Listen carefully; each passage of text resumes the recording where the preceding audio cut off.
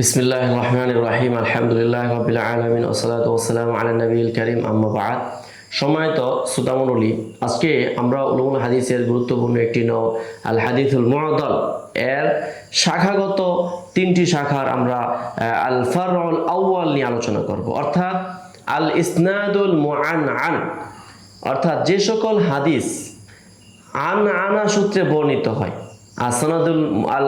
আল ইসনাদুল মুআনআন এই সম্পর্কে আলোচনা করব। যেমন আন ফুলান ক্বালা কাযা, তো রাওয়া ফুলান আন ফুলান কাযা কাযা।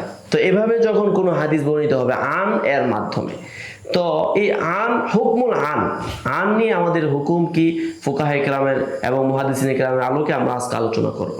তো সর্বপ্রথম অনেকে বলে থাকেন যে আল ইসনাদুল মুআনআন এটা মুনকাতে এর উপর কি করা হবে, হামল করা হবে। অর্থাৎ ইসনাদ আন সাধারণত যারা তাদলিস করে, ইরসাল করে, এরা কি করে, মানে সিগা আল দাইফা হিসেবে আন এর মাধ্যমে বর্ণনা করে থাকেন। তো ইমাম ইবনে সালাহ রাহিমাহুল্লাহ বলেছেন যে আসলে আনা বা আল ইসনাদুল মুআনআন এগুলো সুনির্দিষ্টভাবে এটা বলা যাচ্ছে না যে এটা হলো মুনকাতের উপরে আমল করতে হবে। তার কারণ হলো যে এটা মুত্তাসিল হওয়ার সম্ভাবনা সবচেয়ে বেশি। তো অতএব এখানে বিশেষ করে হাফেজ ইবনু আব্দুল বার রাহিমাহুল্লাহ, তারপরে আল কারি আবু আমর আদ-দানি রাহিমাহুল্লাহ, তারা বলেছেন যে আসলে আজমাআতিল উম্মাহ বা আজমাআত জামিউল জামাহিরুল মুহাদ্দিসিন আলা ইত্তিসালি আল ইসনাদুল মুআনআন, অর্থাৎ সনদে মুআনআন এটি মুত্তাসিলের উপরে মাহমুল হবে, এই ব্যাপারে সমস্ত জুমহুরে মুহাদ্দিসিন একমত হয়েছে। অতএব সেই পরিপ্রেক্ষিতে ইমাম ইবনে সালাহ বলেন যদি এমনটাই হয়ে থাকে তাহলে আনা এটা কখনো ইনকিতা এর উপরে কি হবে না, মাহমুল হবে না। হ্যাঁ, কোথাও যদি সুনির্দিষ্টভাবে এমন প্রমাণিত হয় যে এখানে ইনকিতার কারণে কি করা হয়েছে, আনা এর মাধ্যমে সিগা এর মাধ্যমে কি করা হয়েছে, হাদিস বর্ণনা করা হয়েছে, তাহলে এটা ভিন্ন কথা।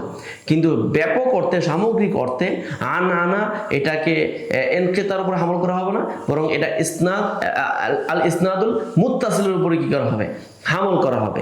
এই পরিপ্রেক্ষিতে তিনি বলেন তবে শর্ত হলো যে সাবাতাতিল মুলাকাতু বাইনার রাবি ওয়াল মারবি আনহু, অর্থাৎ রাবি মারবি আনহু এর মাঝে মুলাকাত, তাদের মাঝে লেখা সাব্যস্ত হতে হবে।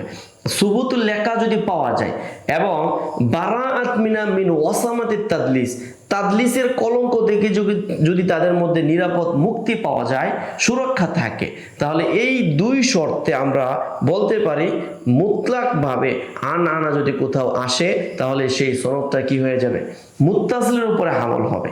তাহলে আনা হলে এটা মুনকাতে হবে না, বরং সমস্ত আইম্মায়ে কেরামের ইজমা যে আনা এটা হলো মুত্তাসিলের উপরে আমল করা হবে।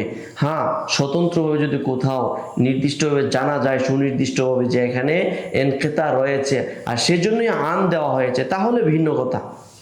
আর না হয় কোনো রাবি মারবি আনহু এর মাঝে যখন লেখা এবং মুজালাসা সাব্যস্ত হবে এবং তারা যখন তাদলিস মুক্ত হবেন, তখন এমন ব্যক্তিদের মধ্যে যদি আনা এর মাধ্যমে বর্ণনা আসে, সেটাকে কখনোই ইনকিতার উপরে আমল করা হবে না, বরং এটাকে ইত্তিসালের উপরে আমল করা হবে। তো আজকে আলোচনা এই পর্যন্তই, পরবর্তী আলোচনা হবে আল হাদিসুল মুআন্নান নিয়ে। তো সঙ্গে থাকুন এবং ইস্তেফাদা করতে থাকুন। আসসালামু আলাইকুম ওয়া রাহমাতুল্লাহ।